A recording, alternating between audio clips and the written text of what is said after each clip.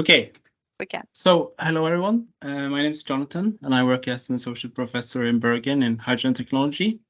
Thank you so much for having me here. I'm not sure the level of this presentation, so I just took a chance, and I hope that perhaps I can get some feedback at some point from you, Knut Olav, if this is either too simple or too advanced for you. So what I'm going to talk a bit about today is just some research that's going on at HPL, which I'm contributing to. And I will focus on PEM electrolysis and natural gas pyrolysis. So green hydrogen, in essence, it's only from renewable energy. It doesn't need to be from electrolysis. But typically, we regard green hydrogen as being produced from wind or solar energy with use of electrolysis.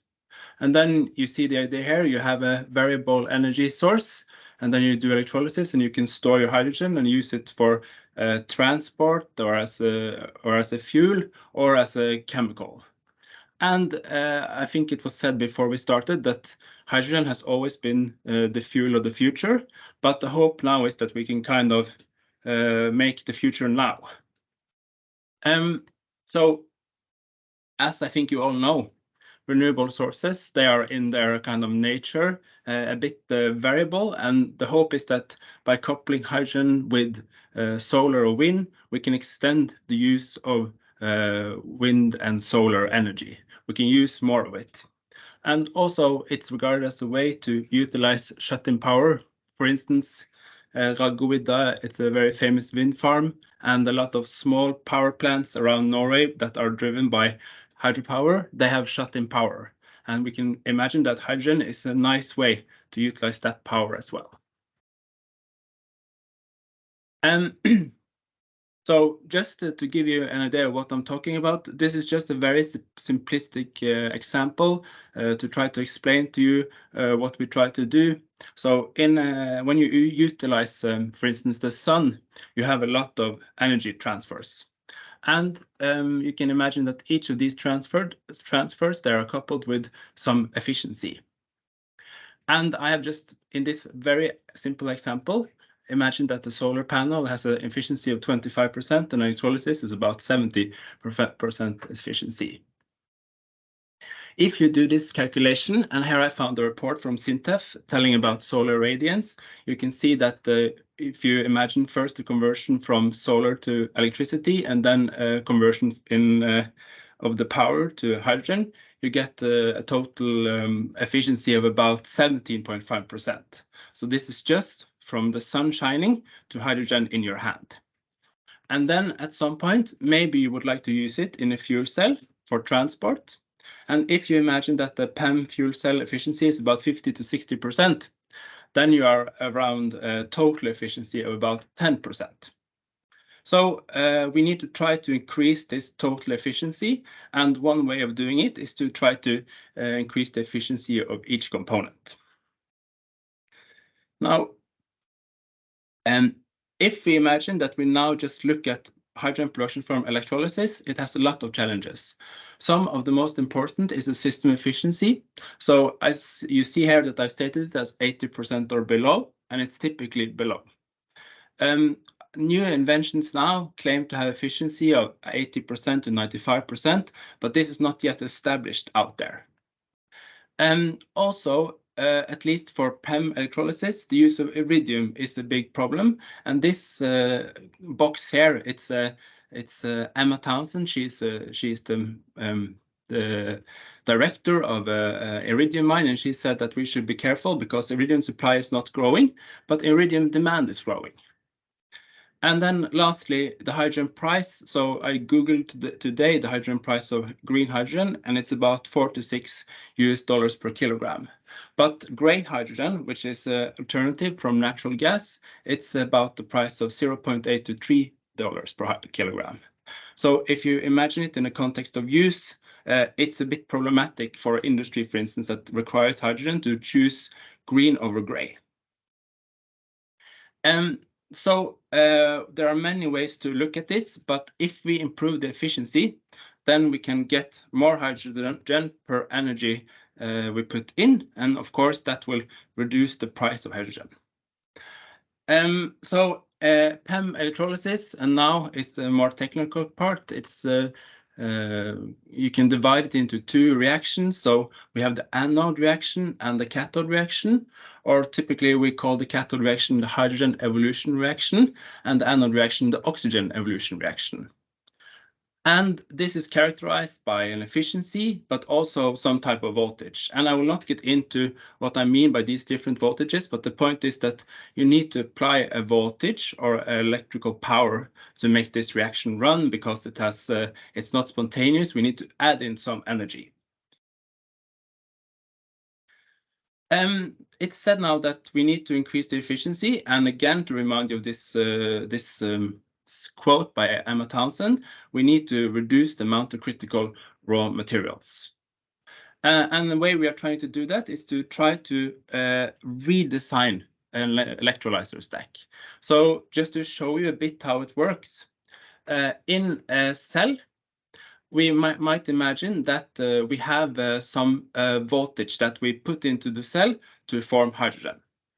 And you can see here that it's dependent on how much hydrogen we want to produce. But if you look at this line here, 1.38 volt, it's the kind of line that gives us 100% efficiency. But if you look at this blue line, it's the actual cell performance, and you can see that no matter how we run the cell, we will always use more energy than we need to if we had 100% efficiency. So this difference between the cell performance and this thermoneutral voltage, as we call it, it will say something about the efficiency of our process.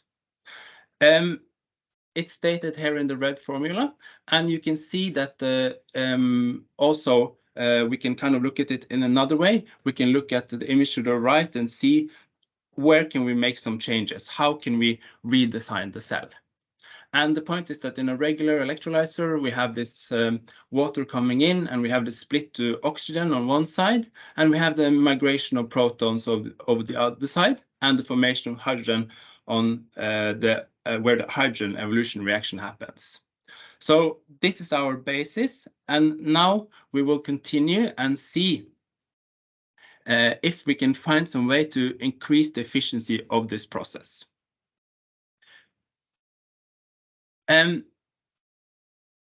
We will focus specifically on where the oxygen reaction happens, and the reason for that is that this is the reaction that is regarded as the slowest. It's a very complicated structure, this electrolysis. We have to use our imagination to realize that when the water comes in here, somewhere in this area where we have the catalyst, where the reaction happens, we have a geometry looking more like this. We have the catalytic particle, which is in a combination with the membrane. And then in a special area where we have a membrane and a catalyst, we get the reaction where oxygen is formed. We want to see if we can make some changes to this area, and what should we do? The first thing we can do is try to model it in a more kind of physical way. We can look at our water coming in, and we can look at the formation of oxygen bubbles as we see here. This is a physical model made in 2018. Now, if we try to look at this model again, we see that we have water coming in and hitting the catalytic surface where the reaction occurs. So as the reaction occurs, we get formation of oxygen. Now you see what I did here. We had water coming in like this, and then the second reaction happened. The oxygen left the catalytic surface, and that means, of course, that new water molecules can enter this space. In practice, it's not like this. If we get oxygen formation on the oxygen side in the electrolyzer, we will typically have a situation where the oxygen bubbles remain on the catalyst. And if the oxygen bubbles remain on the catalyst, water cannot really reach the catalytic surface.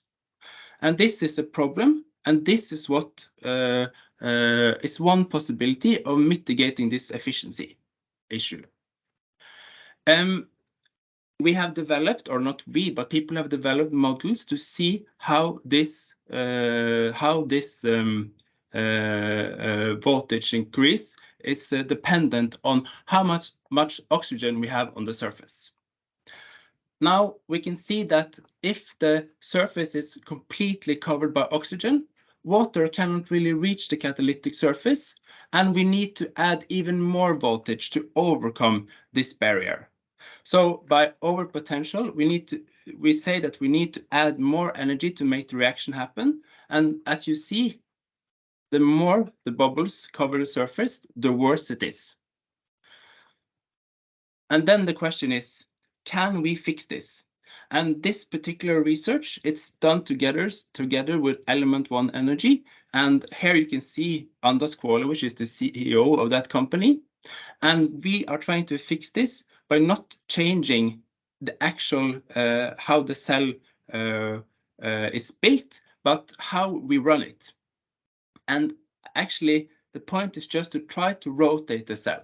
Because if we rotate the cell, we can see that we get a decrease in the voltage we need to use to get the electrolysis happening.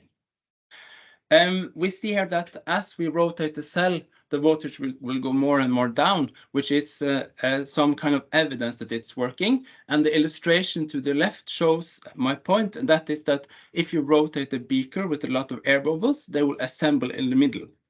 So they will not be able to sit on the surface because rotation will force them away from the surface. So in reality, this is a really complicated problem. Because if you have a bubble forming on a catalytic surface, it will grow and grow and grow like this, right? And as it grows, it will reach some magical diameter called the escape diameter, which is typically below 4 millimeters in ambient conditions, and then it will leave the surface. And as you can see, this is based on a really complicated force balance and a really complicated expression. We don't care about this expression. We just care about, first and for all, how can we reduce this escape bubble diameter? And the question is then, can we really use rotation of the cell to reduce this diameter? Because we want it to be as small as possible. And then the obvious question is then, if we add acceleration to the cell, if we add the rotation force, will we be able to reduce it? And perhaps the expression then looks like this. We have the same complicated function, which we don't really care about, but we see that if we rotate the cell more and more and more and more, this diameter goes down, which means that the bubbles will most likely leave the surface quicker, which is good for us. So we have started to look at this from a more modeling perspective. We see here now that we have all these complicated models. Here we have the oxygen bubbles getting formed on the catalytic layer, and they're migrating through the electrolyzer cell. And here you have all these fancy models showing how this situation looks like. So in our initial modeling, we unfortunately had to go away from all these complexities and just make a flat surface. Imagine now that we have two flat surfaces and we see that the oxygen bubbles are formed. We see that to your left, you have a rotating system with about 30 Gs, which is not that much, but immediately the bubbles are smaller. And this is in compliance with also the theory. And you can see also on the right that as the bubbles grow, they will leave the surface, but they are much bigger in the system that is not rotating compared to the system that is actually rotating. We have made this model in JavaScript, and if you zoom in, you see here that the scale is much smaller here than there, so the bubbles are much smaller. We can see the same type of behavior. A bubble is formed, it's getting bigger and bigger and bigger, and then it swallows other bubbles and leaves the surface. So what we want to do now is that we want to see if what happens, and we see that actually we get the reduction in the fraction of bubbles that covers the surface. So let's now see, for instance, to the left here, you can see a graph where we have a rotating cell, so 0 RPM is not rotating. And as we increase the rotation of the cell, the fraction of the surface that is covered by oxygen bubbles is steadily reduced, like 0, 200 RPMs, and then finally 1000 RPMs. And remember this expression, which when we have a degree of coverage of 0.7, we have reduced the voltage that we require to overcome this bubble coverage. You can also see that this holds for higher pressure, but the kind of dependencies are not that clear. And this is where we are at the moment, but actually what we hope now and what we will do is to start the PhD by 2024. He or she will obviously have to go away from the flat surface and then towards these complicated models. But the idea is that if we do it like this, we can understand what's happening and we can use it to improve electrolyzer efficiency. We will try to answer, can we find an expression for this escape diameter when we rotate the cell? Is that even possible? Maybe not. And then the point is that by doing this, we have achieved two good things. We have perhaps increased efficiency, but you can also imagine that we don't need to use as much catalyst if we can reduce the overall voltage loss in an electrolyzer. So this was the part on green hydrogen, but the second part is on turquoise hydrogen, and that is it's pyrolysis of natural gas. And down here you can see the idea that you have natural gas coming in and you have the formation of solid carbon and hydrogen.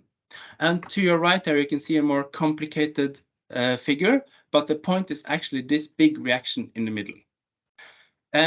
So it's a really complicated reaction, and the obvious question is, why do we want to produce such hydrogen at all? Because it's not renewable, it's not like green hydrogen. And what do we mean by this solid carbon here? Okay, so let's look at the first part. When we use this method, what we get is solid carbon, so it's not CO2. And this solid carbon, it has many uses actually.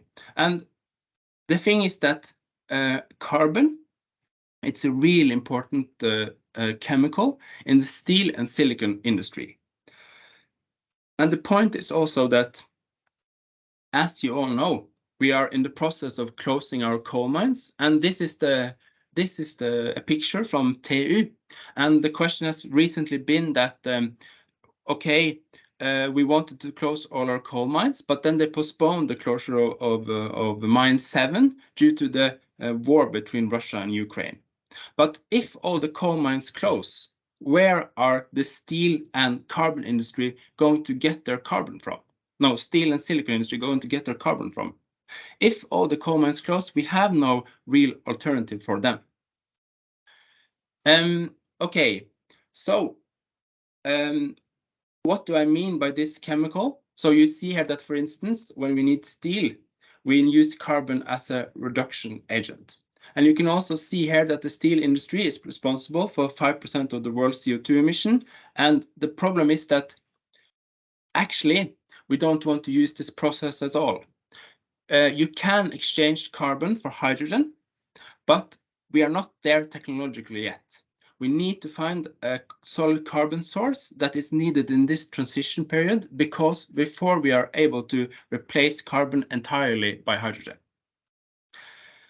And I also want to state the fact that when we talk about CO2 emission, it's not only in this chemical process, it's obviously also because both silicon and hydrogen and steel production requires a lot of heat, which is typically supplied by, for instance, burning natural gas, but somewhere in Norway, it's also supplied by electrical energy.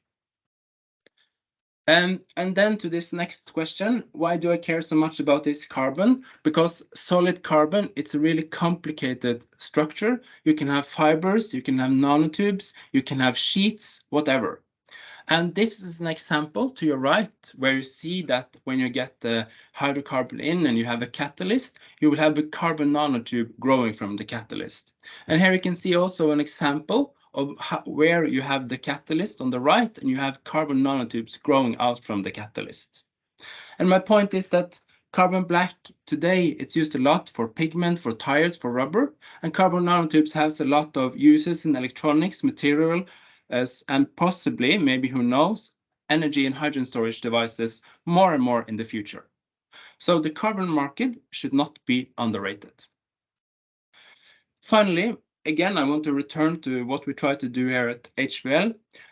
We have had some collaboration and both in high value and with the University of Stavanger, where we are going to look at if we can use this reaction to produce carbon that may be used in silicon production. And we hope to utilize both biochar and char in this process. And also, we hope that we can make a reactor together. So this figure on the right is an example of how it would look like in practice. You have methane coming in, and you have a decomposition in the hot area of methane to hydrogen and carbon.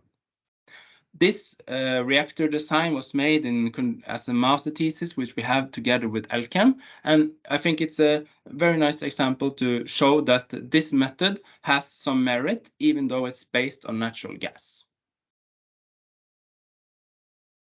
And then you might ask, in this example, why haven't we talked about catalyst? Because this example is based on heating hydrogen, methane, and having a decomposition without catalyst. And this is typically how we imagine these reactions. You can heat the methane in an inert or atmosphere with and without catalyst. And the question is, why can't we use catalyst in this process? Why do I want to investigate this char and biochar as a seeding medium for carbon?